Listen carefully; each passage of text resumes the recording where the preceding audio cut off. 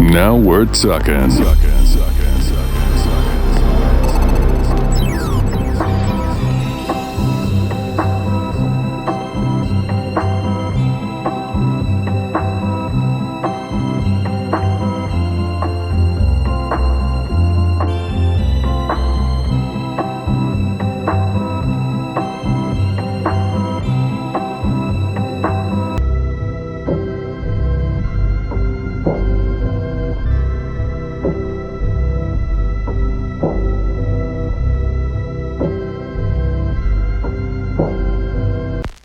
I guess the first question I like to start off with, I like to ask, uh, the guests, what are you listening to these days?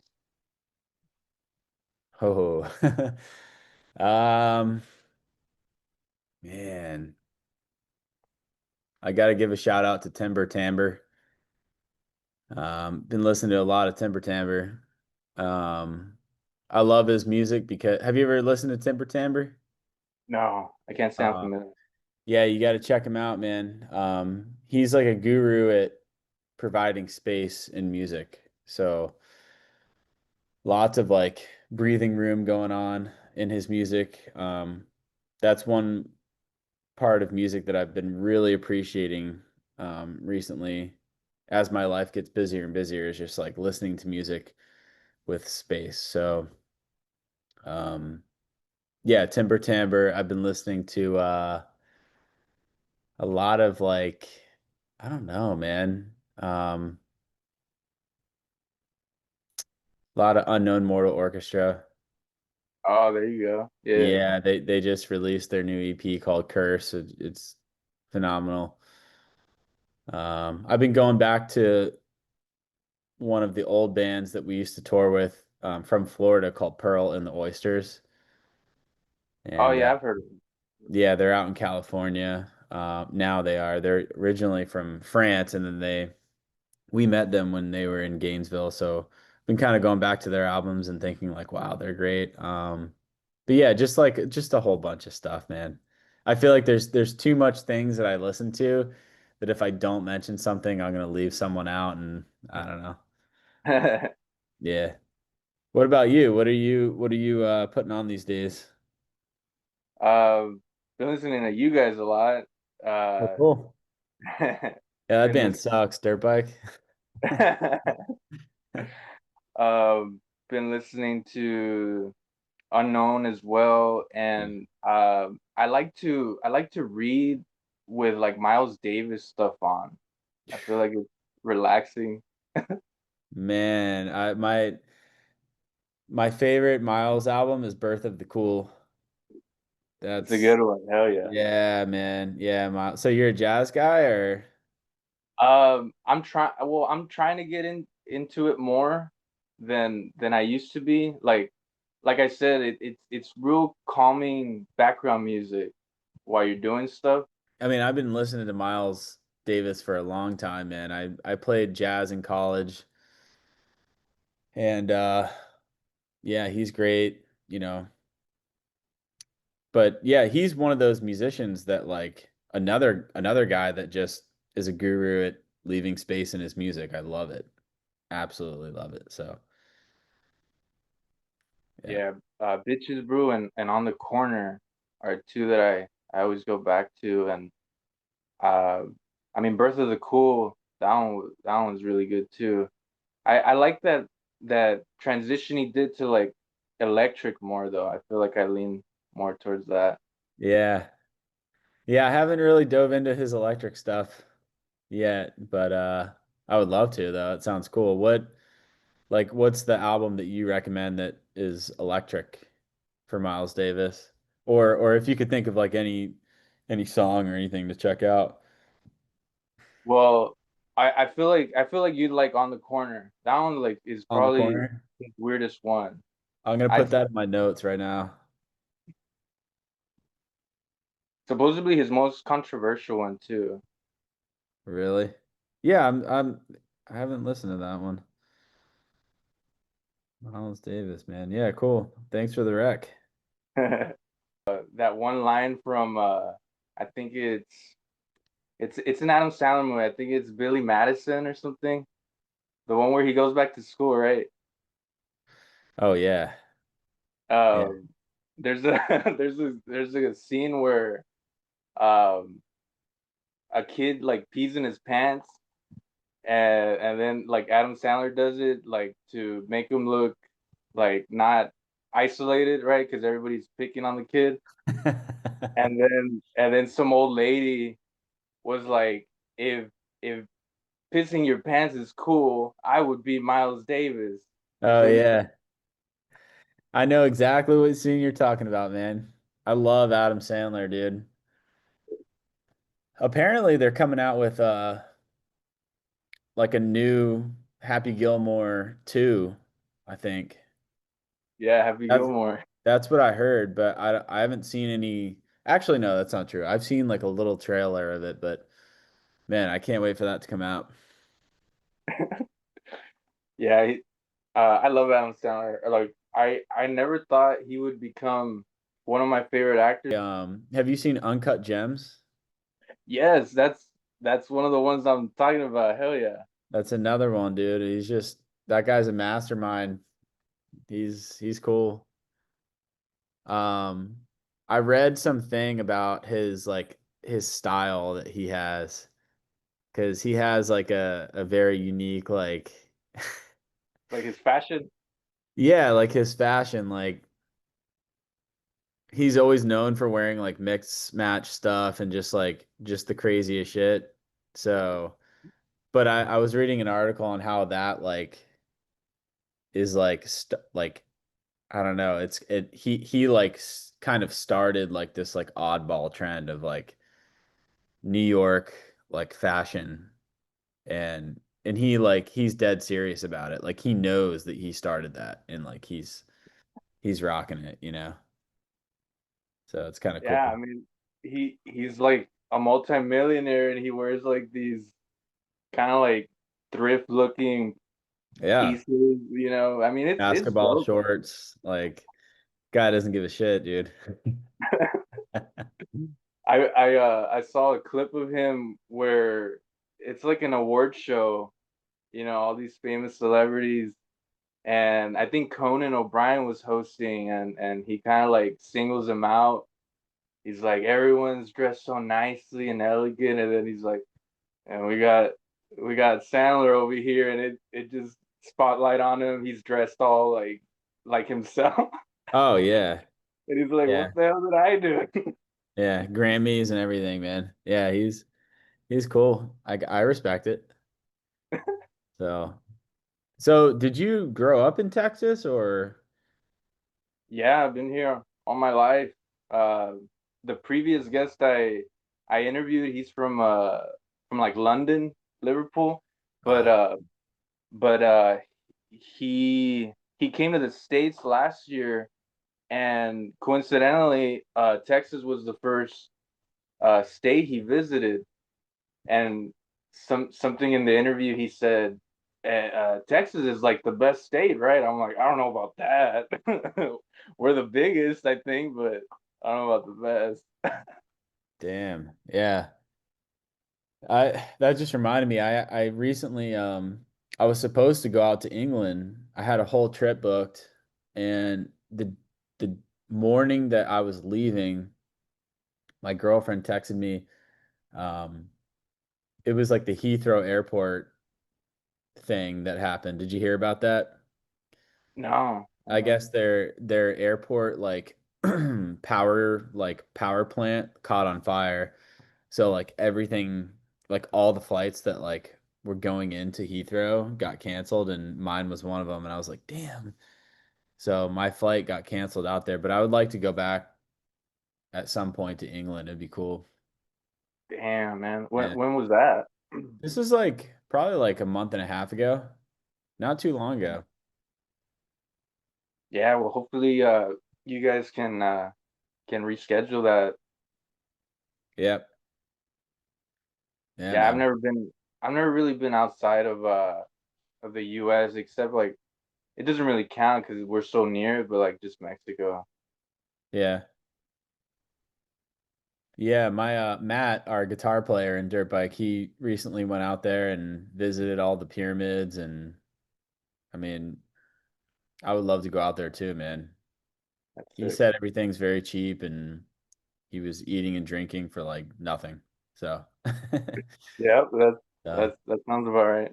yeah, he said Mexico City like specifically is kind of like he's he said it's almost seems like New York City. Like it's super nice. But yeah. Huh. So, when and how did your musical journey begin? Oh man.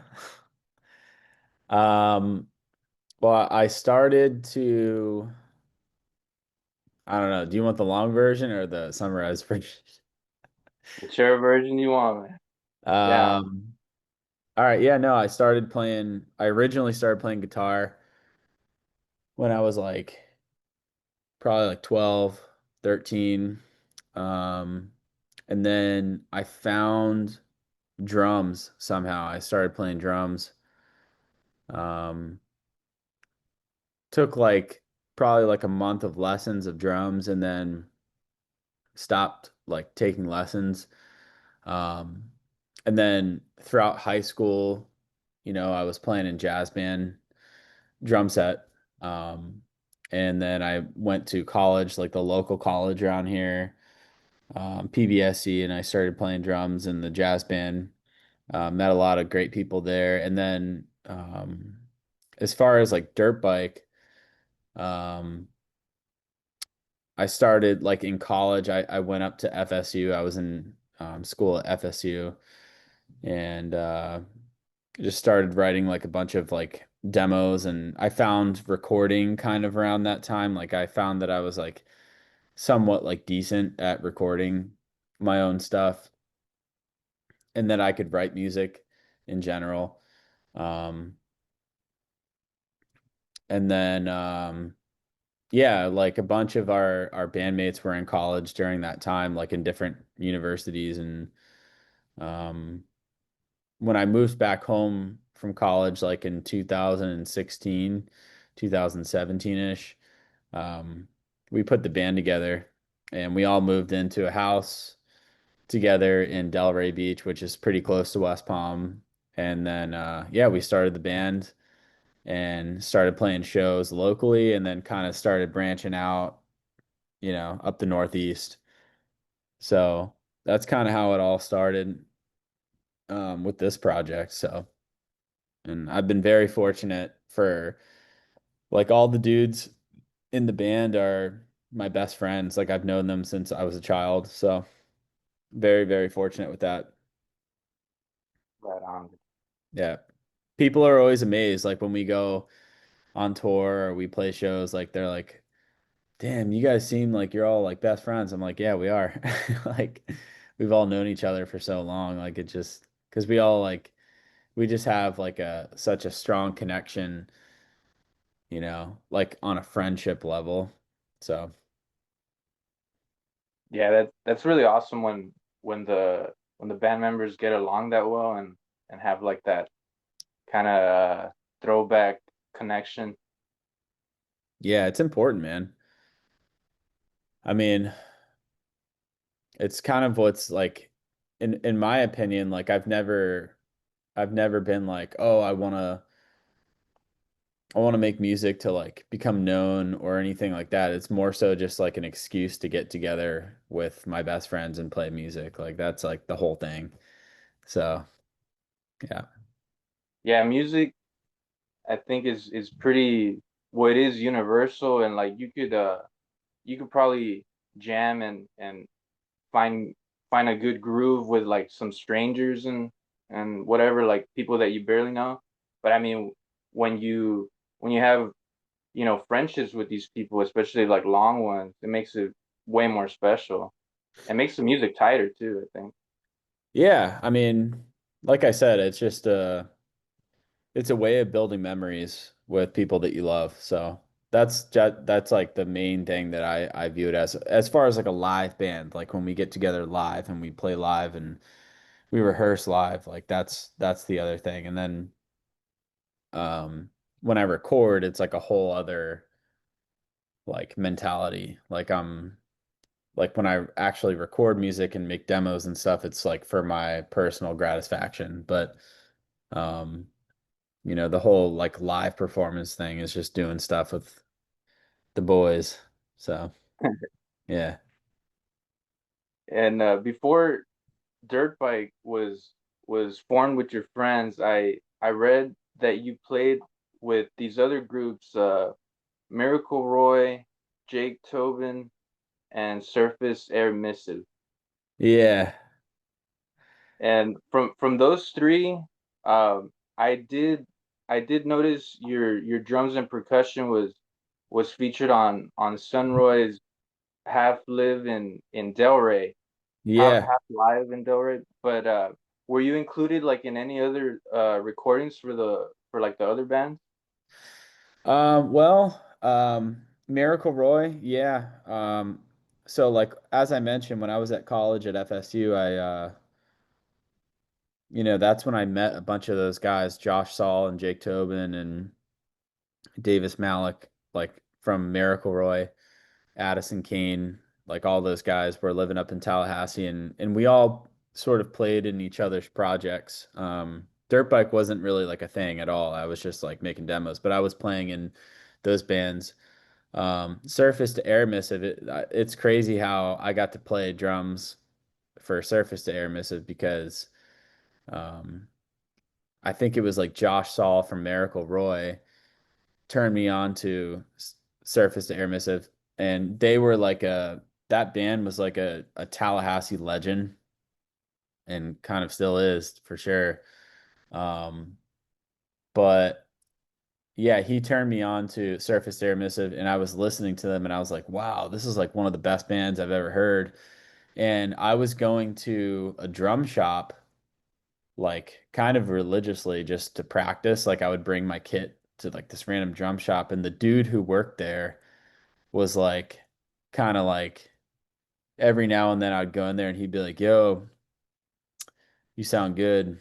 And I didn't think of anything of it. And then one day I realized, holy shit, that's the guy from Surface to Air Missive. Like he worked at this drum shop that I was going to, and he asked me to play drums for his project, and play like a United States tour. We did that, and then we also went over to Europe, and we spent a few weeks over in like France and Germany, and I got to play drums for Surface Terramissa, which is like I don't know, that was like the coolest experience, one of the coolest experiences I've ever had. So yeah, I've dabbled around in like a bunch of those projects that came out of Florida, which is great. Nice. Yeah. Yeah, I checked them out, and yeah, they all have this, like we were talking earlier too, like kind of like jazz type of influence I heard in some of them. It's like all over the place, like genre hopping. Yeah, definitely Miracle Roy for sure. Um, Josh Saul, the songwriter for Miracle Roy, I mean, he's great at what he does, and he's very thoughtful of, um, the chords that he chooses and the melodies and his lyrics, and yeah, I mean, he's a wonderful songwriter. And so dirt bike, you said kind of started as a solo thing, like in 2017, maybe. Yeah, like more so 2017. I think our first show was in West Palm. No, our first show was in Delray, right down the street from where we were all living in this house. I think it was 2000 and it might have been like 2017. So it was a while ago. But But so before you guys all got together, you were making demos by yourself. But I did come across like some other solo releases of yours. There was one I saw called Near the End. It was like a music video. whoa. Holy shit. Okay, so where did you find that? Because I've been trying to find that for like the past 10 years. I'm not even kidding. That's crazy. I saw it on Vimeo. Whoa. Wow. Yeah, that was I think I think I made that like right after high school. That's really old. That's very surprising that you found that. Was that you in the video? It was like Yeah, a dude wearing there was a dude wearing like a clay mask, and that was my best friend Matt, who's in DirtBike.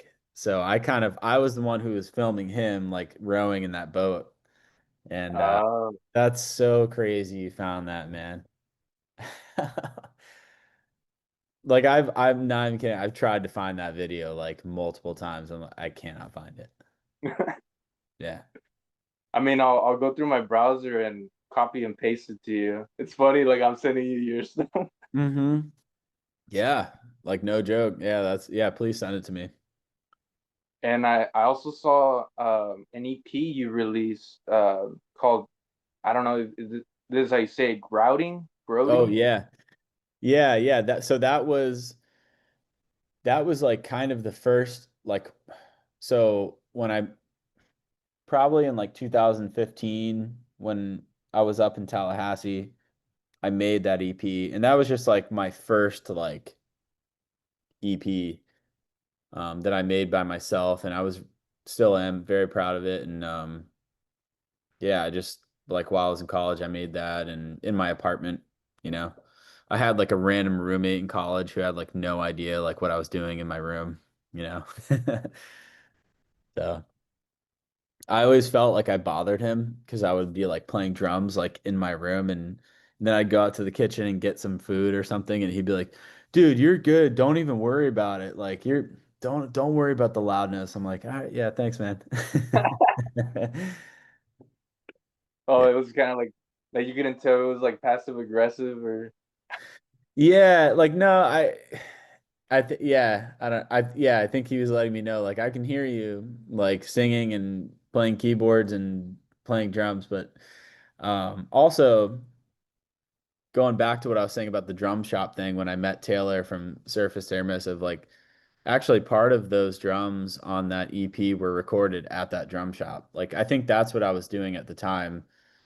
I was I was going to that drum shop, recording that, taking the drums back to my apartment, fixing things and mixing and stuff. So it was all happening roughly around the same time.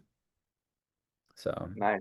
yeah. And to piggyback off of the guy from Surface, like man, your drumming is awesome.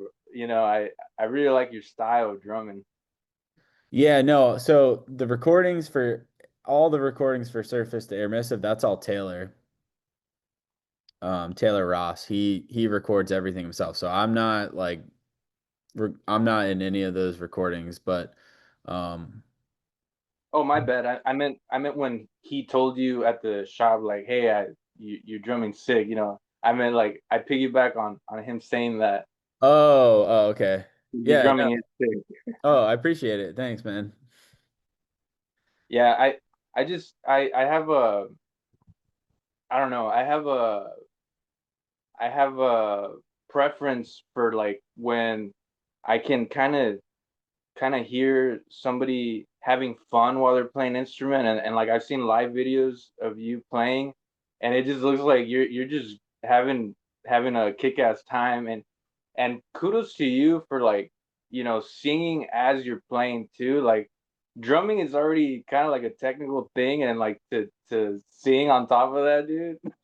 Yeah.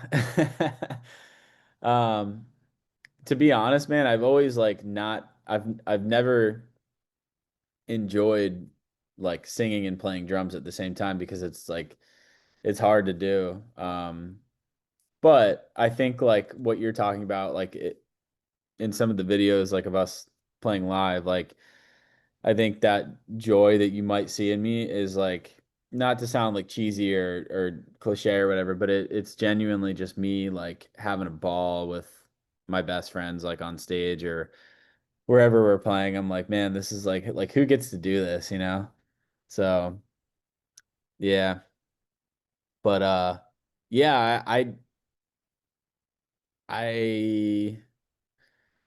I guess it kind of like singing and playing drums sort of started in high school for me. I was in a band called Mansion Party, and we were like a British knockoff like band. And that's kind of where it all started. But it's funny because like when dirt bike first started, I was actually playing guitar and singing um, in the band, and my friend Jesse, who now plays guitar in dirt bike, was playing drums. He's a phenomenal drummer.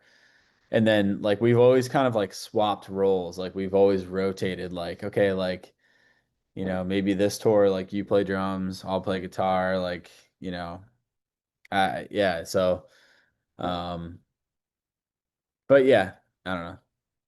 So how do you say groating or grouting? Oh yeah, it's grouting.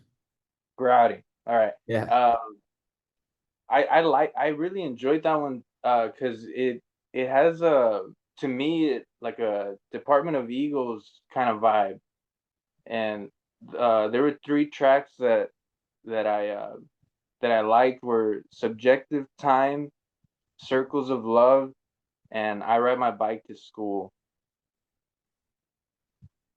Yeah. Yeah, that's so funny that you say Department of Eagles because that is like exactly like what I was listening to during that time. Like Grizzly Bear, Department of Eagles, like anything with like Daniel Rawson included, like I was listening to during that time. So, and yeah, I look back at like that EP and I'm like, it's so crazy how my music has evolved and my songwriting has evolved. And um that was definitely a time where I was kind of just finding like how I wanted to record music and how I wanted it to sound and like just sort of figuring everything out. So, yeah. I also saw another solo EP you put out called Melvin, and that one was interesting because I saw like I guess they're uh like demos or they're unreleased dirt bike songs because or no it's unreleased demos of two dirt bike songs. Yeah, there was four of them, I think, and you're exactly right. Those okay, so like remember how I told you like I was like besides the grouting stuff, I was after that was done, I started to like kind of experiment with like other sounds and like songwriting structures and stuff and I was still up in Tallahassee and meanwhile playing with like Miracle Roy and Surface and those bands. But that it's so funny that you mentioned that because like that is like technically the true start of dirt bike. Like that's kind of like I made those demos and I think they're on Bandcamp still. That's probably where you heard them. Yeah. I took those home with me when I moved back home to South Florida and I presented those to my best friends and I was like, yeah, like let's start playing shows and um so those four songs on the EP Melvin, I re-recorded them and that became our Dirt Bike's first EP, which was called Them, like THEM. Um, and it was originally like that EP was originally on Spotify as like You Wear Me Out, like all those like classic dirt bike songs. And then eventually I added three more songs to those re-recorded like Melvin EP songs, and that's where season two came about. And that was our first album that I put out. So Yeah, on on Melvin, you mentioned Dr. Dog. There was a Dr. Dog cover on there of Living the yeah. Dream. Yeah. Yeah. I'm a big Dr. Dog fan, so that makes sense. Like have you ever had a chance to see them live? I wish, man. No. Okay, yeah, I've seen them like I think 4 or 5 times live. Um, and every time I'm like, God, this band is so good. Like they're so incredible live. And what I love about them is like they have Scott McMicken, who's one of their singers, and then the other singer is Toby Lehman, and it I don't it's just like two different like worlds within the band. Like Scott's songs are like just to me they seem like they kind of come across as like way different than Toby's songs.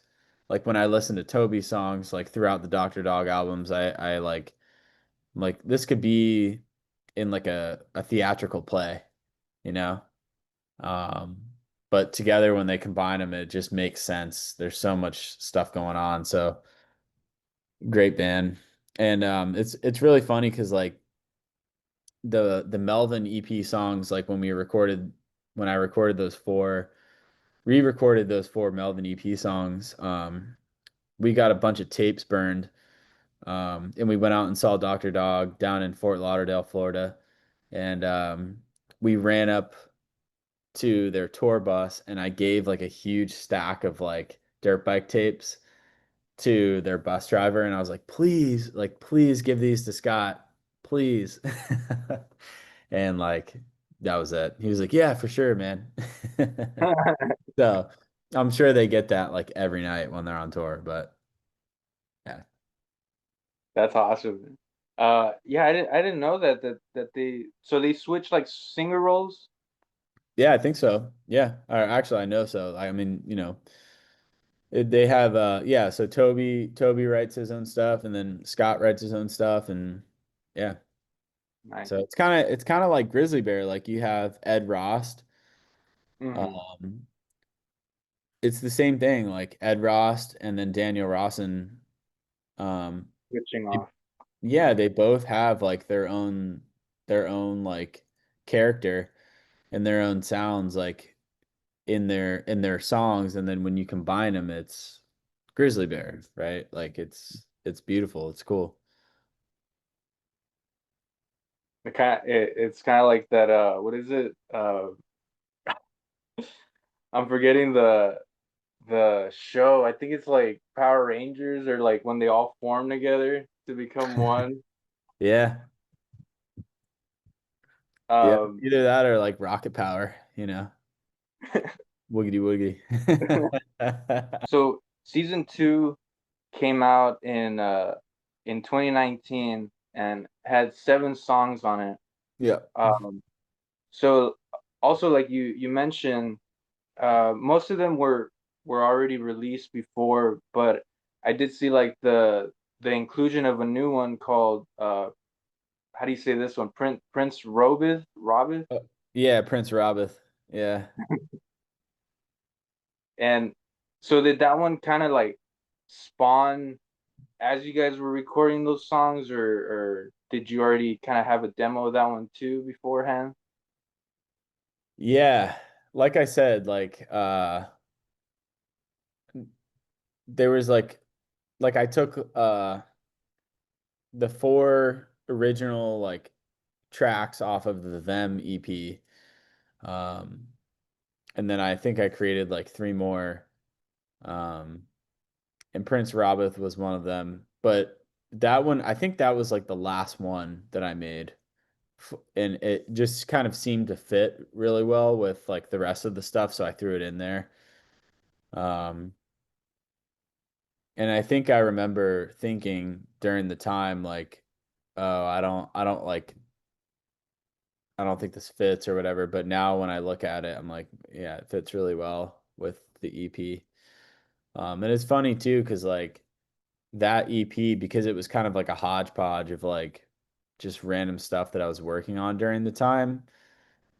Um, it just like it's so different from the other EPs that I've put out because it just didn't have like I didn't have like a mentality of like creating a theme for it. And yet in my opinion, all of the songs fit so well together. Whereas like our EP Country Club Acres or um, Snug Harbor or Secret Alley, like all of those, like I was like, okay, I want to make songs like revolved around like these ideas, like or like these themes. And season two was just like a blend of just like a bunch of random shit that I threw in and it worked. So if that makes sense, I don't know. And I almost skipped over this, but so the EP came out in 2019, but in late 2018, you guys put out the music video for In and Out of Love. Yeah. Yeah, we did. That was fun. Yeah, that was definitely like I think yeah, we put that music video out. I don't know. I don't think we have like another music video. I think that's one of like the only ones that we have. Well, there was another one I saw, but Oh it's yeah. more like an animation, Yeah. Yeah, the yeah. back house. Yeah, the back house. Yeah, yeah, you're right. That was by the guy who created that was Smushy, Austin Koenigstein. Um, his project is called Smushy. He did all of like the animation for that, which was incredible. Um, yeah, I always forget that we have that one because that it was just like so fast paced. I was like, "Hey, can you create something?" And he was like, "Yeah." And then like 2 weeks later, he had like this entire like music video built, and yeah, so I think one of the main reasons I really enjoy the earlier stuff is because I'm kind of like I want to say I don't want to diagnose myself and say like I'm ADHD when I'm not, but like I feel like my headspace can be sometimes. So I like to listen to songs that are like a minute to like 2 minutes long, that kind of just zoom into the next one. And I hmm. mean your earlier stuff is like a perfect example of that. They're real kind of like short and sweet songs. They're just kind of like to the point and just they just groove on to the next. Yeah, yeah, thank you. I appreciate that. That was definitely the goal of creating those songs. And it's interesting because when we first started playing shows with all of those songs, um, I'll tell you a story like our first like real show was at this venue called Voltaire in West Palm, and they like threw us on like the bill for to play with like these other bands. And the promoter was so mad because our entire set was like I think 12 minutes or like 13 minutes because we played the songs exactly how they were. Like back in the day I was like, no, like we got to play exactly like this, and like there was no like transitions or anything in between each song. And I remember the promoter coming up to us and being like, if I would have known that your set was like that, I wouldn't have got you guys on the bill. I wouldn't have hired you for the bill. And we were like, oh, well, we're just doing our thing. So, yeah, you're right. The songs are definitely short and straight to the point. I mean, I'm trying to think of it from like a promoter standpoint. Yeah, he kind of wants to like span it out, I think. But I mean, dude, if you're able to replicate the same sound as one of your releases, I think that's proof that the band is just on it. If they're able to Yeah. replicate that. Yeah, and like it's also proof that like we're just, we love that sound. We love what it is. So, it kind of is what it is. I was also like like I honestly took that as a compliment from him during the time. Nowadays I would have been like, "Oh yeah, sorry man," but like back then I was like, "Hell yeah." Like That's exactly what we were trying to do. So yeah, I think Uh, I think that the more recent stuff that I've put out, especially Snug Harbor, like a goal of mine was like, okay, I gotta make a song that is almost near like 3 minutes. So it's just like an exploration process for me to like try to make like longer songs, you know. I feel like I don't know, maybe not every, but a lot of songwriters go through that phase where they're like, okay, like I made short songs or I made long songs and now I need to make short or vice versa. So, mhm. yeah. That's good. It's good to like have goals, like Yeah. set goals for your process. And well, like you mentioned at the start of the interview, like uh you like listening to music that kind of lets the music breathe. And I've seen in your live videos too where you guys kind of jam or do transitions too. Yeah. So uh I guess way different from when you guys started, to you know Oh, yeah. Yeah. to now. Yeah. Yeah, we went through I feel like we went through a phase where like exactly like when we first started playing shows, we would play like In and Out of Love and then like end and then there would be like 15 seconds of like crowd like talking and like people just kind of like looking like they're getting bored. We started looking at bands like Unknown Mortal Orchestra or like Dr. Dog, for example, like another, not to bring them up again, but like bands who just sort of like seamlessly like really transition into the right into the next song. And we were like, yeah, that's what we need to do. So we kind of like tried to pull that off.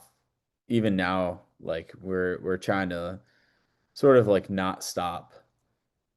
Just kind of like Okay. just go right into it and just keep going. So And I mean that um I feel like that's a really dope lifestyle for sure. Like it's yeah. appreciated. Yeah, it works better live, you know.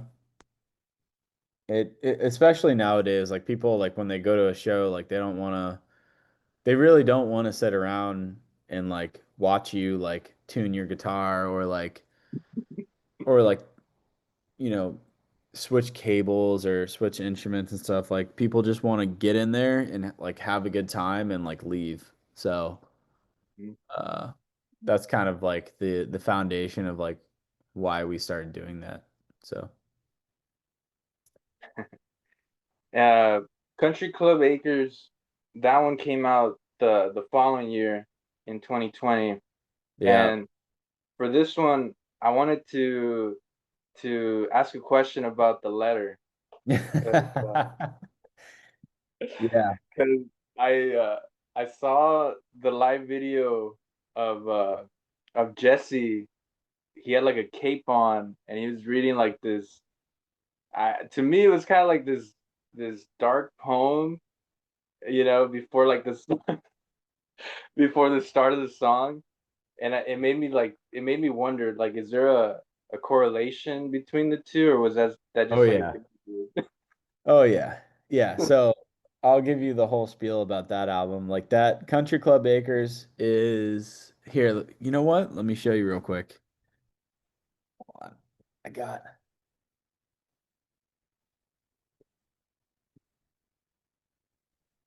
I was wearing this today.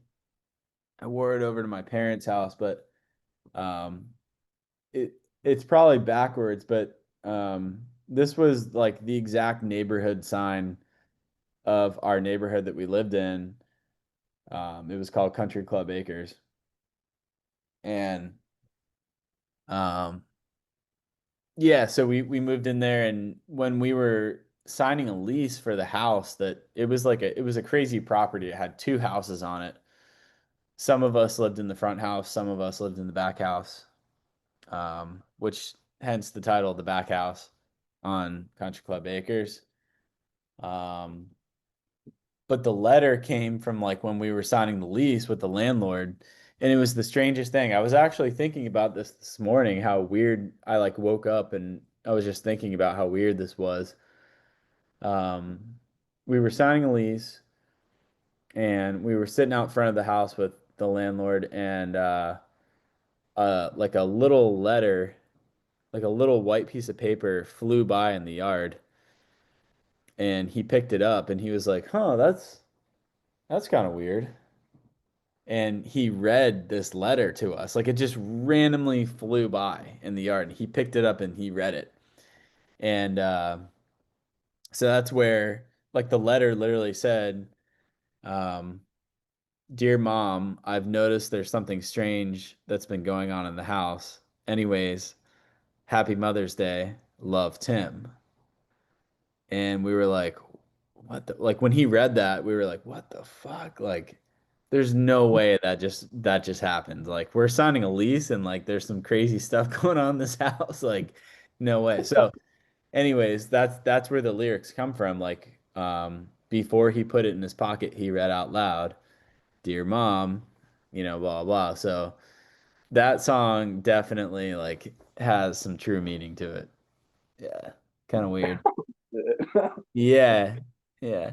But that Yeah, house though, like that house was like it was like heaven for us. Like we just that was a point of our like all of our lives where we weren't working serious jobs, like we would just come home and like practice and practice and practice and practice like all day, like all night, have parties and friends over, and it was just like a great little hub for all of us to like form DirtBike.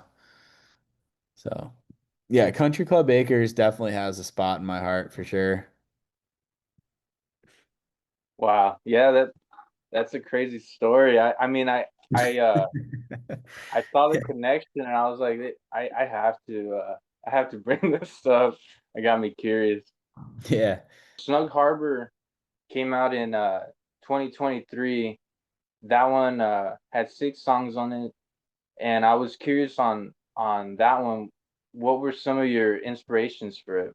Yeah, yeah. So that was Snug Harbor was recorded. I lived this is like yeah, what was it, like 2023, I think. I recorded it. I was living in Boynton Beach, which is technically where I'm from. But I was like living in an apartment that was very close to the beach. Um, and I was just really inspired by like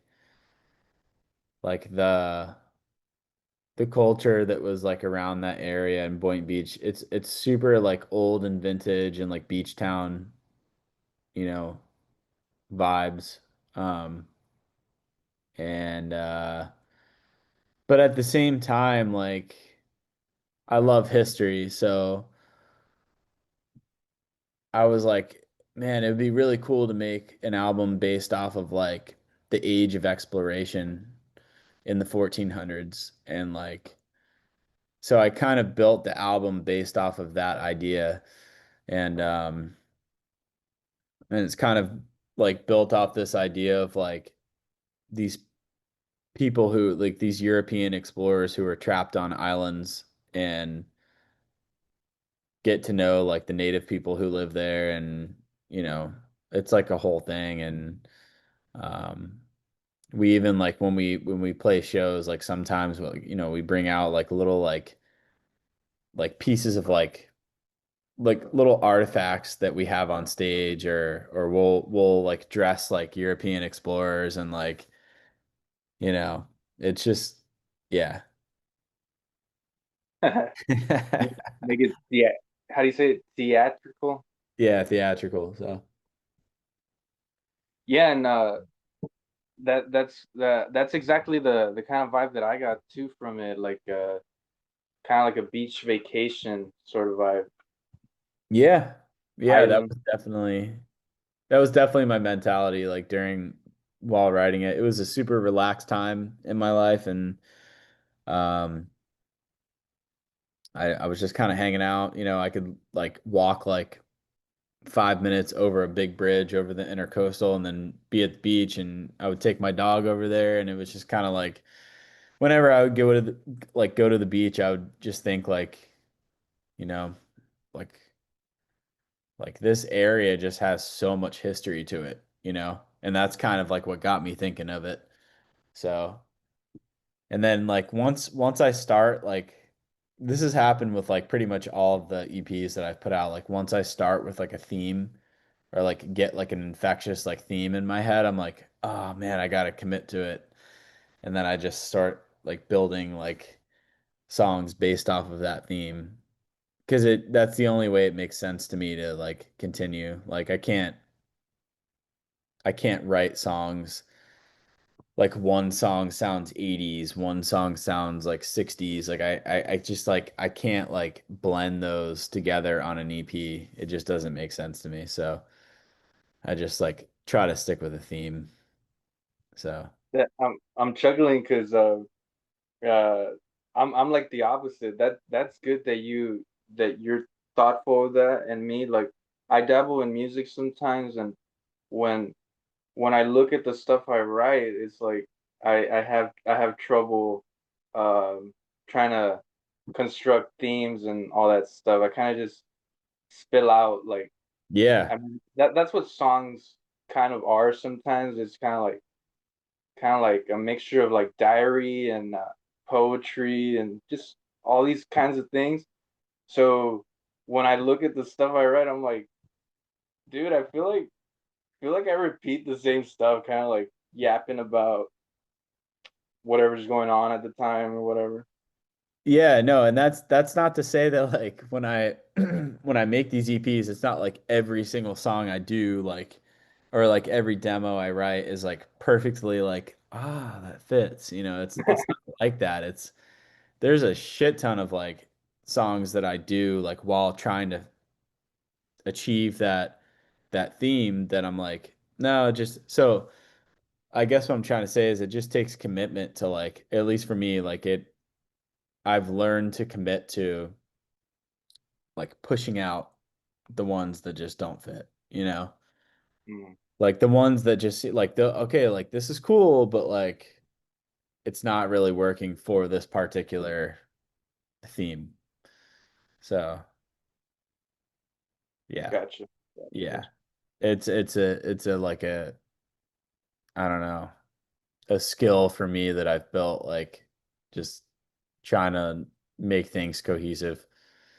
So, I also read somewhere that uh, one of your processes was like you you started writing songs kind of based off of a drum groove, and then you kind of like add stuff on top of it. yeah. uh has that changed for you, or do you kind of still stick to? No, yeah, no, it's always been that way. And I think that that has to do with me like being a drummer. Like that's my main instrument and I've always started with drums because like, you know, if you have a solid drum take with a really nice like groove and it's the right groove and it's on time and it flows, then it just makes the process adding stuff on top of that so much easier for me. I don't like versus like starting with like a bass and then adding guitar and then adding drums to it. I just feel like in that process things are gonna kind of get like out of time. But I feel like if you have like the time first and then you start adding on top, it's kind of like the bun of a burger. You got the bun, like the bottom bun, and then you add the meat and the cheese and the tomato and everything, and then all of a sudden, it's like, bam, you got a burger. uh no, it's funny because, like, of all the instruments, I really do think the drums are my favorite, even though me personally, I'm not good at drums at all because I've never owned a kit, and I feel like it's the one that stands out for me the most. But also, I really do think it's like the heart of the songs. Yeah. Yeah. I mean, it's the feel. It's the feeling. That I think that we're on to something. I think that like for me, it's that is what I start with. I start with thinking, what kind of feeling do I want to start with? Like, what kind of feel do I want people like when they listen to this to feel? Do I want it to be slow? Do I want it to be fast, upbeat? Do I want people to dance? And yeah, and part of it too is like kind of now like thinking like from a live perspective too, but um yeah, drums are everything. And in my opinion, they are. I've had people tell me like drums don't matter, which is crazy. So Oh, yeah. yeah, I think that drums are literally like it is the foundation of a song. So And I always will be like convinced that um songs without drums are just kind of way harder to engage people or kind of like get people's like 100% attention. I feel like it's way more difficult. Like just picture a like an open mic or something, and you see like a guy go up with just an acoustic and he's singing or and I mean yeah, if he's good or not, people will clap. But but then just imagine like a metal band goes up after, and dude, the drummer is doing like blast beats or just going off. I mean, people are gonna, even if people aren't into like that kind of music, they're still be like, hell yeah, like just for them going off and because they have a kick yeah, ass drummer. yeah, people love drums. People go batshit crazy for drums, man. It's so funny. So yeah, I don't know. It's just weird. It's just weird thinking about instruments. Like certain instruments come naturally for certain people. Um, I'm not like anywhere near natural at like any like horn instrument or I don't know. But drums for me, like eh, I don't know, whenever like whenever I start playing or like at a show or just in front of like in the past, like in front of like friends or something, like people are like, "Whoa, that's really cool." No matter how good it is, people are just like, "Yeah, yeah." Yeah. It just does something to people. I don't know. Secret Alley came out last year in Halloween, I believe, Yeah. and that one I I don't want to say it kind of had like a departure. I'll say kind of like it took a break from the usual dirt bike sounds, like familiar sounds. And I, Yeah. I wanted I wanted to ask like for the reason behind that. Uh Man, I've never really thought about it like that. Like why that is. I mean, so again, it kind of all starts with like themes for me. So it's funny because like Snug Harbor was like 1400s age of exploration, like European guys like going around finding islands and stuff. But Secret Alley was supposed to be this idea that was like before that. It was like the prequel to the actual age of exploration. So like maybe like 1100s um AD, but or BC, but yeah, so I think I'm pretty sure I like I wanted to make it as simple as possible, kind of in a way, like just very like minimalistic instrumentation, like classical guitar, maybe some triangle, um, bass, and then like I think in one song, one or two songs, there's like ride cymbal and like hi-hats and stuff. But yeah, I definitely like I wanted to make it more simple, um, and not really like make like this like pop thing happen, you know? Um, and I found that like honestly, like throughout the process of making Secret Alley compared to like season two, I've enjoyed both of them exactly the same. Like, yeah, I don't know. I also kind of wanted to like challenge myself with like guitar too. Not that like Secret Alley has like anything like any guitar that's like great or anything like that or complex, but like I'm not necessarily like a guitar player. So I think that that was part of it too, is like me like being like, okay, I'm gonna try to make an EP that's very like guitar based. So Country Club Acres was like very piano based for sure. Snug Harbor was definitely like just like in general like song based, but Secret Alley is definitely like it kind of like showcases like classical guitar and fiddle. So yeah.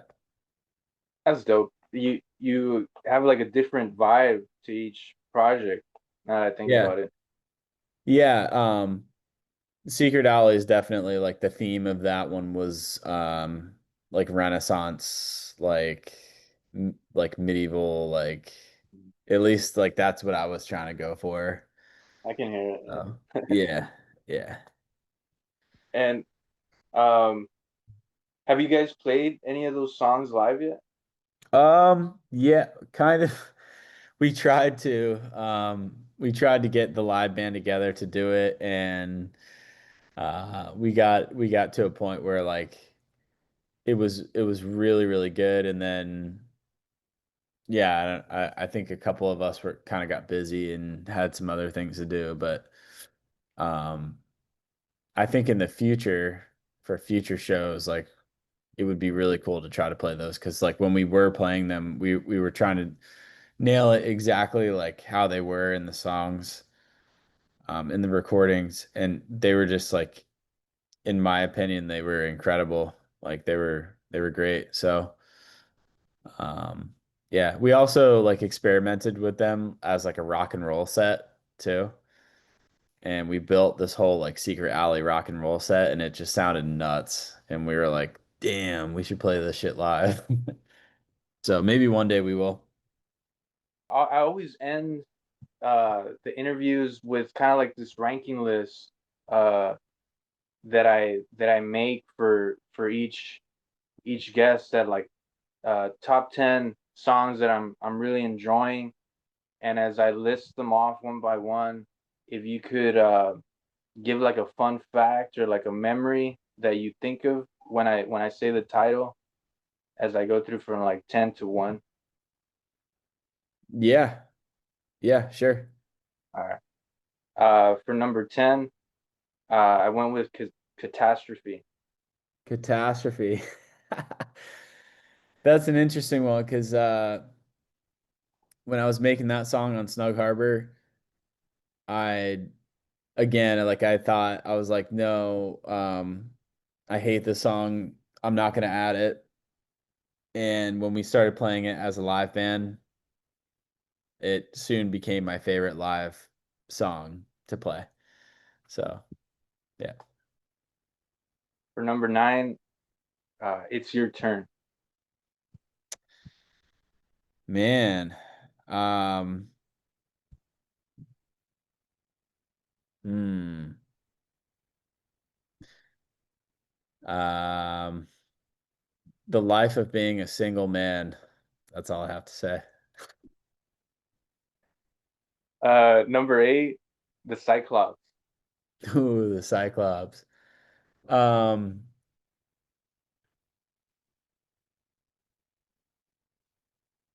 Jungle vibes. Yeah, I hear. Number seven, firm push. Firm push. Um, man. Hmm.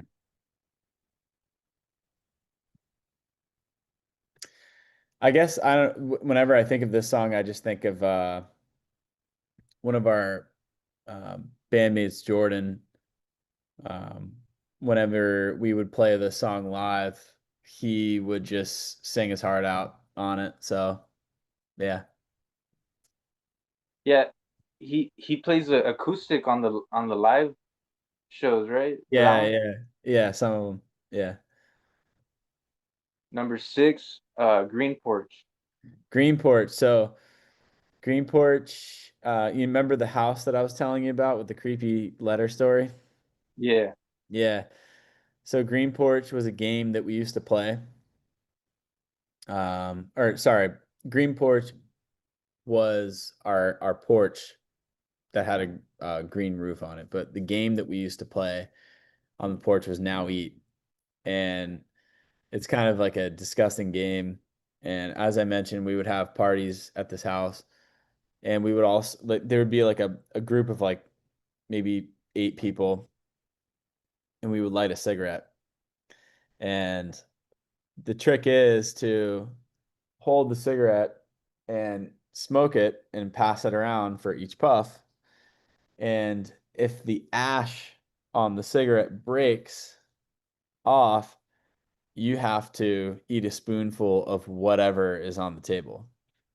So sometimes it would be like mayonnaise or like relish or something like disgusting. Um, so yeah, that just reminds me of Green Porch. and number five, um, was gonna say the title, but forget about it. I forget about Mm.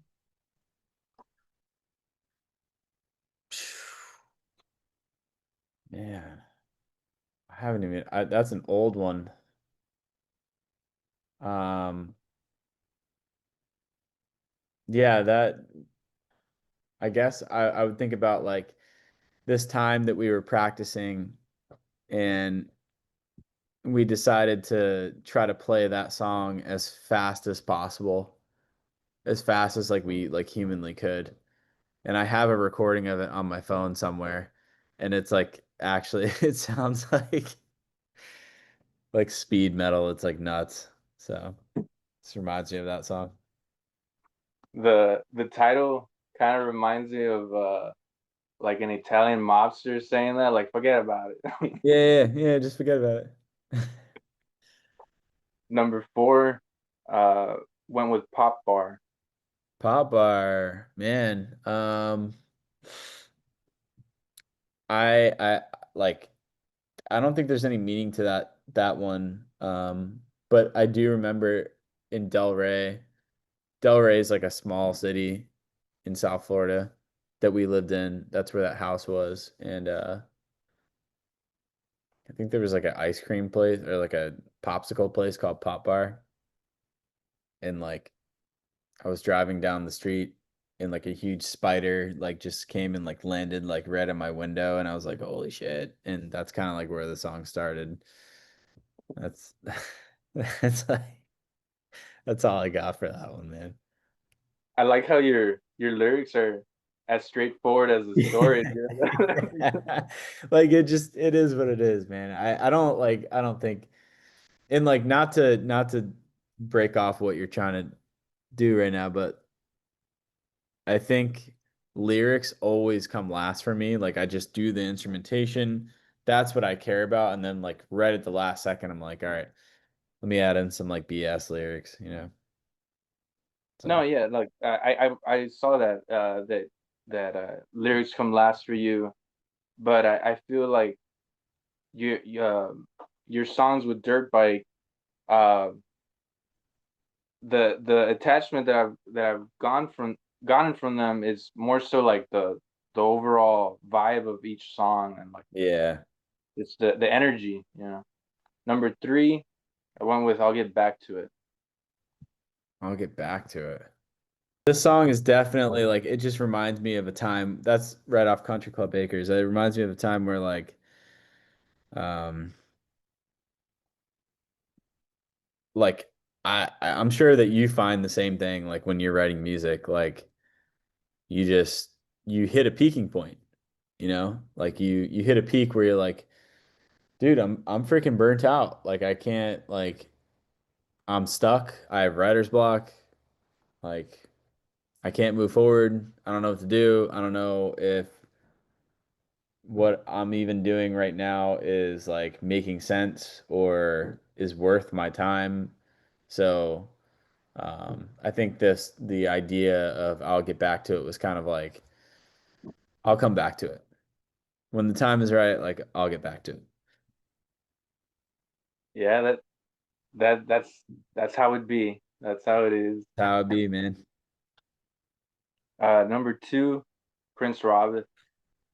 Yeah, Prince Robert sends me right to a memory.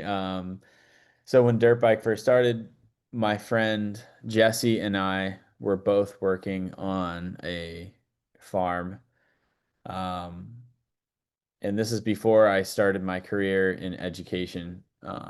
We were like my dad's side of the family is heavily involved in agriculture, so we were both working on the family farm kind of and uh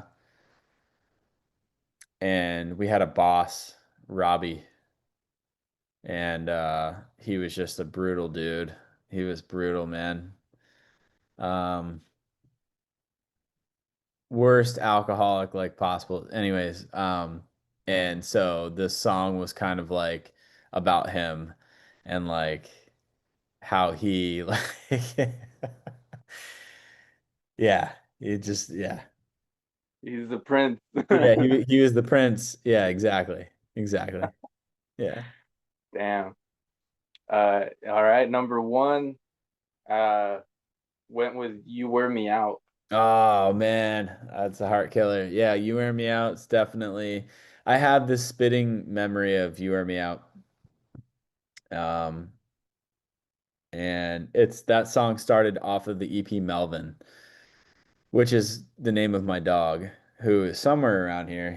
I think he's scared from the fireworks. He just turned 10 years old. But when I got him as a puppy, um, that's when I like literally right at the time when I got him, I was starting to make those demos, and I just have this spitting image of him running around at nighttime in my yard in Tallahassee, like in these fern bushes, and he was just running around and running around. And I would chase him, and he wore me out. So that's kind of like I went into this my studio that I had, and I was like, man, I gotta write a song called "You Wear Me Out," and then that's kind of like how it happened. So yeah, Nice, man. Thank you for the, the breakdowns of these songs. It's cool to know these facts. yeah, yeah, man. And Thank you for having me on this. It's been a pleasure, and I get a joy out of this stuff. So appreciate it. hell yeah, man. Absolutely. And you know, uh down the line, for whenever you guys put out your next release, your next project, love to have you back on here and shoot the shit again. Absolutely, man. I'm working on some stuff right now, and the theme of it is definitely like uh, I'll just say like South American. Like that's like that's what I'm going for. So, never been to South America. I'm not a pro at it, but I love South American music, Latin music, and yeah, but it's also going to be mixed with like 80s stuff. So, um, that's my theme, and I'm sticking to it. And yeah, man, we'll collab. Sweet. I dig it. I like that you keep it branching. Keep it Yeah, branching. yeah, man. All right, man. Yeah, just to wrap this up, any like parting words you want to leave with? No, just thanks for having me, and I'm looking forward to learning about new musicians on your podcast like video channel. Is this a podcast or is Yeah, it? Yeah. yeah, Okay. it's on YouTube. It's on YouTube for now, but I took a break from it, starting up again. So like I said, that dude from London, I interviewed him before you. That one's probably gonna come out hopefully next week, and then yours hopefully in 2 weeks. I'll have it Okay. up. Like what makes you interview people? Like where did this come? How did this start for you? Um, well, yeah, like I said, I've always played music on and off since I was 15, and that's around the same time I interviewed. Uh, the first artist I ever interviewed was at 15, I think, too, 15 or 16. I barely started doing the pod like last year though. Yeah. Yeah, man. All right, so like do you have like a podcast like on Spotify or anything or I hope to transfer the episodes I've had so far over to there, but for now it's on YouTube. Yeah. yeah. Okay. Cool, man. No, I appreciate you I mean, I've only been interviewed once before, and the time before this one, the person who interviewed was like, "Yeah, we really enjoyed your first album. What was it called?" And it was kind of just like it was kind of weird, you know? What the fuck? So for this, like, the momentum of it was great. So I appreciate it, man. I try to do my homework, Yeah. and I mean, like I said, I've been listening to you guys a lot, so it was real easy for me to like dive into it and be like, oh, well, they're like little treats when I see like the live recordings or the live videos of you guys. It's like it's a whole different. I mean, it's the songs, but in a different, you know, different platform or different vibe. But it's still cool to see you guys perform live too. Because I mean, um, there wasn't a lot of videos of them. Yeah. A lot of videos, but from the ones that I saw, I was like, dude, hell yeah, these guys carry the same energy from their recordings onto their performances. So yeah, man, That's thank you. that's great to hear, man. I appreciate that. Yeah, man, send me an email and I'll shoot you a tape. Sweet, hell yeah. Enjoy the rest of your fourth, and and I'll be in touch All right, man. Thanks, dude. Take care. later.